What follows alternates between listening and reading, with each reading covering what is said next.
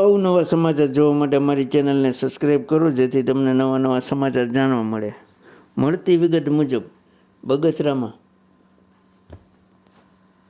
1 થી 7 વોર્ડનું 60% મતદાન શાંતિપૂર્ણ માહોલ વચ્ચે થયું હતું. અસંખ્ય ગરમીના કારણે મતદાન બપોરના સમયે ધીમું જોવા મળ્યું હતું, પરંતુ ઠંડુ વાતાવરણ થવાથી ફરી મતદાનમાં તેજી જોવા મળી હતી. રિપોર્ટર સમીર વિરાણી, બગસરા.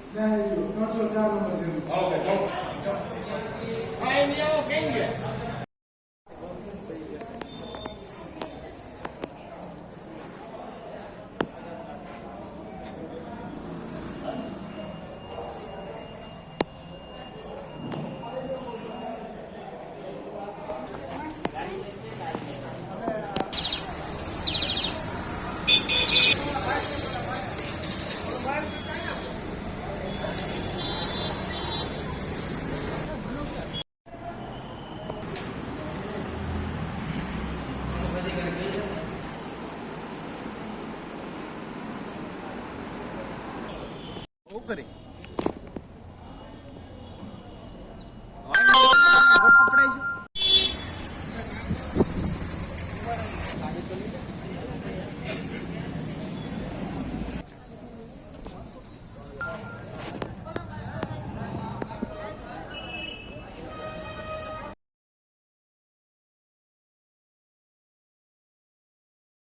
શું કહેશો આજે કઈ રીતે બગસરામાં ચૂંટણીનો માહોલ છે અને કેવુંક મતદાન થઈ છે? એવી રીપડિયા પૂર્વ પ્રમુખ બગસરા નગરપાલિકા. આજે બગસરા શહેરની અંદર જ્યારે નગરપાલિકાની ચૂંટણી છે અને આજે મતદાનનો દિવસ છે, ત્યારે સર્વપ્રથમ હું બગસરા શહેરના તમામ મતદાર ભાઈ બહેનોનો ખૂબ ખૂબ આભાર વ્યક્ત કરું છું કે પૂરા ઉત્સાહથી મતદાન કર્યું છે અને ભારતીય જનતા પાર્ટીના દખણમાં મતદાન કર્યું છે. બગસરા શહેરના તમામ મતદાર ભાઈ બહેનોનો આભાર માનું. આજે બગસરા શહેરની અંદર 27 બૂથમાં મતદાન ચાલુ છે, ત્યારે એકદમ શાંતિપૂર્ણ રીતે લોકો પોતપોતાની રીતે મતદાનની લાઇનમાં લાગી મતદાન કરી રહ્યા છે. ત્યારે બગસરા શહેરની અંદર ગયા 5 વર્ષમાં જે વિકાસ થયો છે એને ધ્યાને રાખીને લોકોએ મતદાન કર્યું છે અને આ વખતે ભારતીય જનતા પાર્ટીની 18 થી 20 સીટ પણ ભારતીય જનતા પાર્ટીની આવશે અને ભારતીય જનતા પાર્ટીની નગરપાલિકા દેશે. શું કહેશો, ગયા વખતે મતદાન ને અત્યારમાં શું ફરક છે? કેવું મતદાન છે? ત્યાં 2020ની અંદર ચૂંટણી હતી ત્યારે મતદાનમાં થોડો ઘણી ટકાવારીમાં વધારો હતો. આ વખતે મતદાનની ટકાવારીમાં 60 થી 62% જેવું મતદાન બગસરા શહેરની અંદર થશે. એનું કારણ હીટવેવ છે. આજે 42 ડિગ્રી તાપમાન છે, છતાં પણ મતદારો ઉમળકા કરી મતદાન કર્યું છે. આ વખતે ભાજપની 20 સીટ હતી. આ વખતે પણ ભારતીય જનતા પાર્ટીની 18 થી 20, 21 સીટ આવે એવી પૂરેપૂરી ધારણા છે અને ભાજપની નગરપાલિકા બે એમાં કોઈ શંકાનું સ્થાન નથી. શું કહેશો, બગસરામાં કઈ રીતનો માહોલ છે ચૂંટણીનો અને અત્યારે ઉનાળાનો સમય છે, કઈ રીતનું મતદાન થાય છે? શું કહેશો? રશ્વિનભાઈ ડોડિયા, બગસરા નગરપાલિકા પૂર્વ પ્રમુખ. બગસરાની અંદર હાલમાં 43 ડિગ્રી તાપ હોવા છતાં પણ લોકોનો ઉત્સાહ એક આપણે જે રીતે પર્વ ઉજવતા હોય એવો ઉત્સાહ એ આજે જોવા મળે છે. દર 5 વર્ષે એમને જે મતાધિકાર આવે છે અને એમાં પોતાના જ વિસ્તારના પોતાના જ માટે થઈને કામ કરતા અને સામાન્ય રીતે લોકોને લોકસભા સાથે કે ધારાસભા સાથેના પ્રશ્નો કે જોડાણ બહુ ઓછું હોય, પરંતુ નગર એટલે કે નળ, ગટર અને પાણી એના પ્રશ્નો રોજબરોજના હોય અને એના પ્રતિનિધિ ચૂંટવાનો જ્યારે અવસર મળતો હોય ત્યારે અને એમાં પણ આજે યુવા મતદારો જે 18 વર્ષથી વધુના બહુ ઝાઝા દરેક જગ્યાએ સમગ્ર ગુજરાતની અંદર જોડાયેલા છે, ત્યારે પોતાનો મતાધિકાર એ પોતે એક અનેરા છણગરાટ સાથે એ જોવા મળે છે.